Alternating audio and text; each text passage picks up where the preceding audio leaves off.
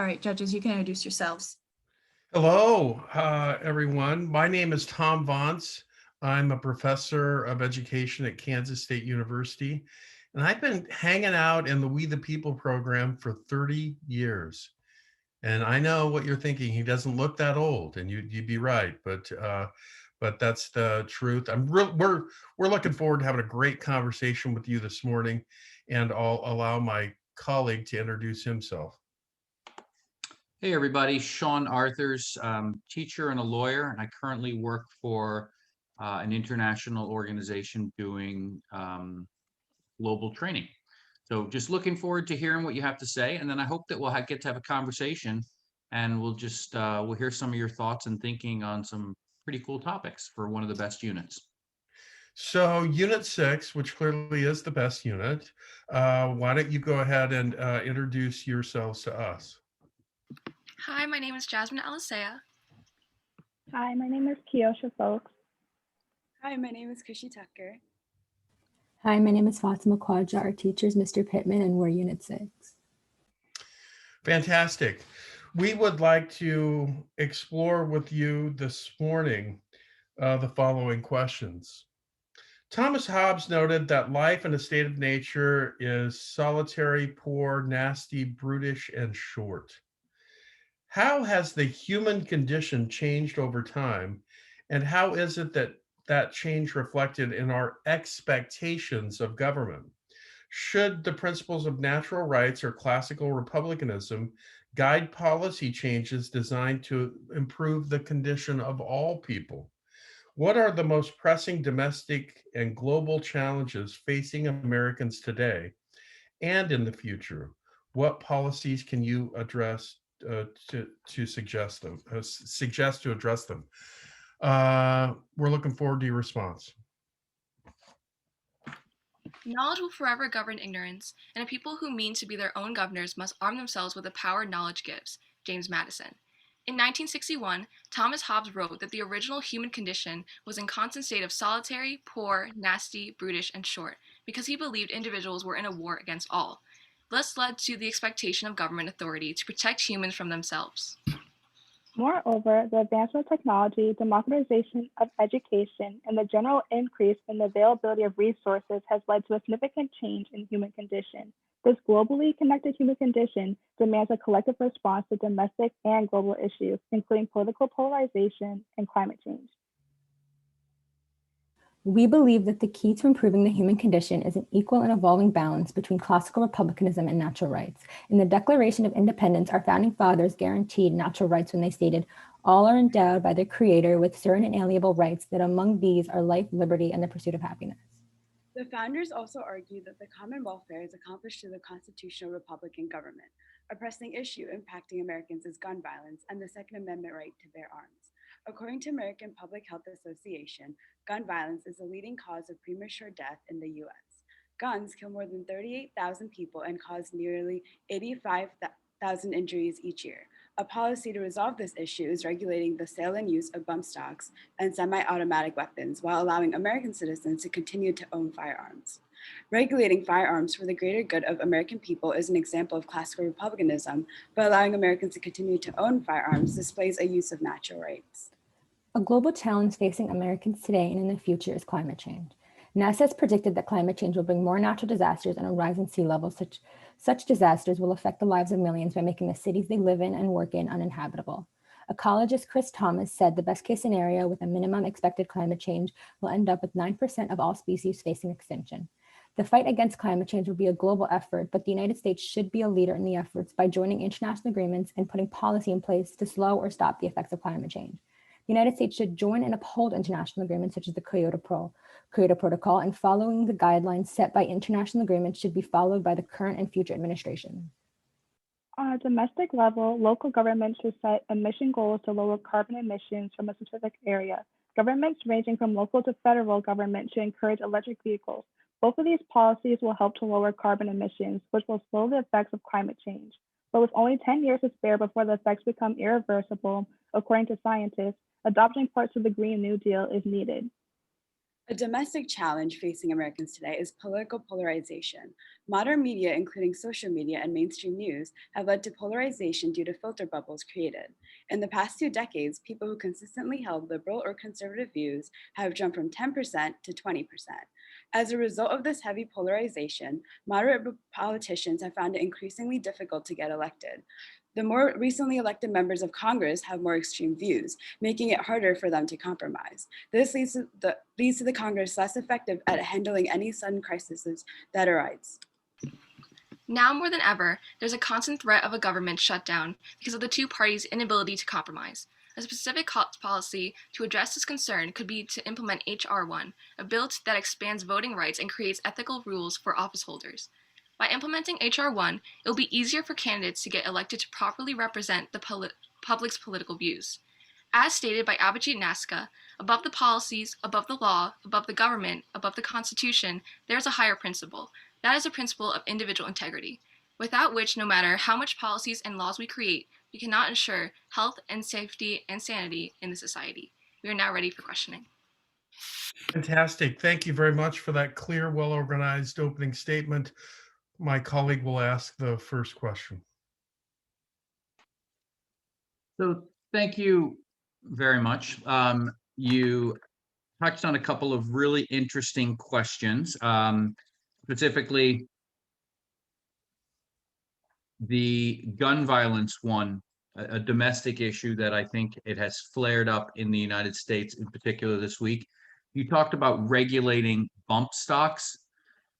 Can you just summarize for me people who are in favor of increased gun regulation and people who are opposed to it? Can you just tell me a little bit about what their main arguments would be? Kind of just starting with, let's flesh out that one a little bit. I guess the main argument for people who are for or like against gun control is rooted in the Second Amendment, which guarantees the right to bear all arms. And they see that Second Amendment and they think that it means that like there shouldn't be any regulations towards it because the Second Amendment has guaranteed that all Americans should have the right to bear arms no matter what. And the argument for gun control is that considering the amount of people who have been getting killed and the unregulation of who exactly has are accessible to guns isn't regulated, they think that they should prevent it.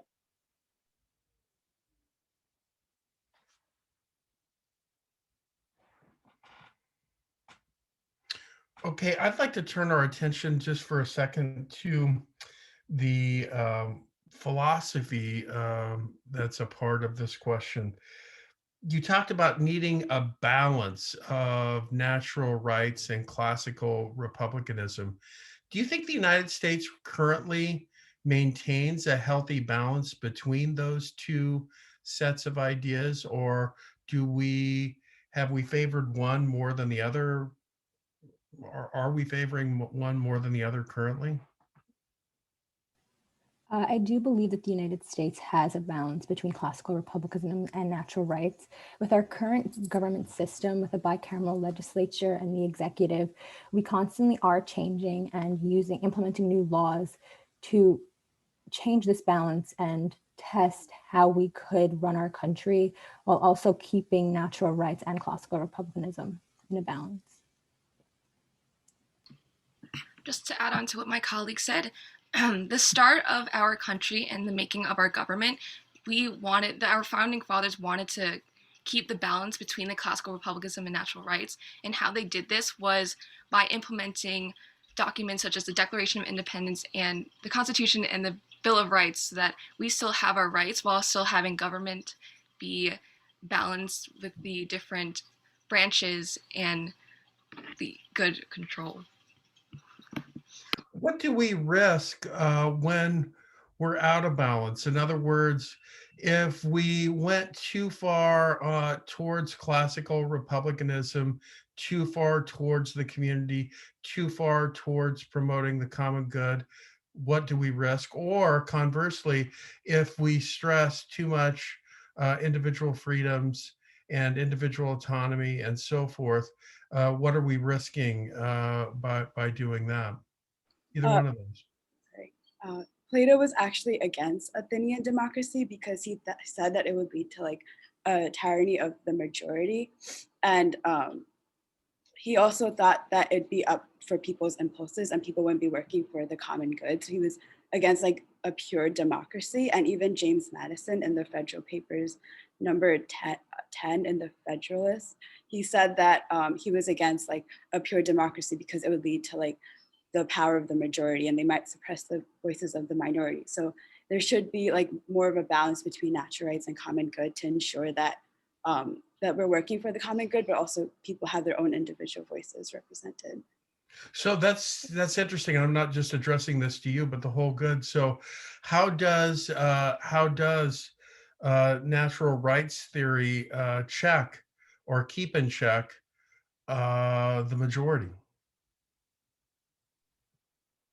The Anti-Federalists and the Federalists also had these concerns while they were discussing what exactly should be involved in the Constitution, in which the Anti-Federalists agreed with ensuring that natural rights were protected within the Constitution through the Bill of Rights. And if we don't have enough natural rights, they feared that tyranny would take over, like the Federalists emphasized having a central government would happen, and they wanted to make sure that all rights were protected. Do you have any examples in history where, in fact, democratic majorities in the United States have been tyrannical, have abused the rights of people? Back when the antebellum period, where slavery was enforced throughout the entire country, they were very concerned with how there was a tyranny of people and a minority of people that were being oppressed, in which their natural rights of liberty and freedom weren't being valued. An excellent example. Any others? Any modern day examples? Currently in China, Uyghur Muslims are being oppressed, in which they are being held in camps and forced to do things that go strictly against the religion, in which they have no control over their rights. And within the United Nations, they created a universal declaration of human rights, in which they specifically stated which rights should not be violated, and these rights are being violated currently within China. Excellent. My colleague. So much to follow up on. Loving it. Okay, so let's start with, our quote, the prompt talked about Hobbes and the state of nature, right? And we talked about the human condition. In the last several months, we have seen a variety of organizations, including the CDC, different state governments, declare that racism is actually a public health crisis. Do you agree or disagree that racism is a health issue? I do agree with this statement. Racism does actually affect the healthcare business. Black people are currently, and other Latino people are currently treated at a lesser standard than white people are. And even doctors have now stated that this is a true thing. Black people are not given painkillers at the same rate as white people due to the stigma of addiction within the Black community. And the same thing applies to Latino people. And so I believe that the racism within the healthcare community and this stigma does affect their healthcare status. Additionally, going off of what my colleague Fatima mentioned, medical student people who are in the classroom setting are not taught to learn what diagnoses are to be. Sorry, Go ahead I and can continue. finish Thank your you. thought. Yeah. They're not taught exactly how to distinguish certain diagnoses on Black people, as they are given a more majority white sort of application to like follow guidelines. So when they come in contact with real patients that are Black and they can't diagnose them or be able to recognize those symptoms because the current education system does not show health issues within the Black community, it becomes an issue with their health issues. Fantastic work, Unit 6. Excellent responses to our questions. Great prepared statement. Mr. Arthurs, if you don't mind, I'll start with some feedback and then turn it over to you. I just got to pick up on that last point, Kiosha, about medical schools and so forth. I actually have a daughter in medical school right now at LSU, and you'd be surprised. It's their first year, and times are changing, at least at LSU. They spend a significant amount of time talking about social structures that impede on doctors making the best possible decisions for their patients, including exploring societal as well as their own individual biases Tom, about race and stereotypes and so Tom. forth. So, Tom, yeah, I'm sorry. Well, the feedback is very important and I'm sure the kids would like to hear it. We're running a little behind and we're gonna have to move you on to your next hearing. But you all did a fantastic job and I'd like to congratulate you all. And I'm going to stop the recording now. I'm sorry we had to cut this short. good job, you guys. I had so much to say. I'm sure Mr. Arthurs did too. I really enjoyed it.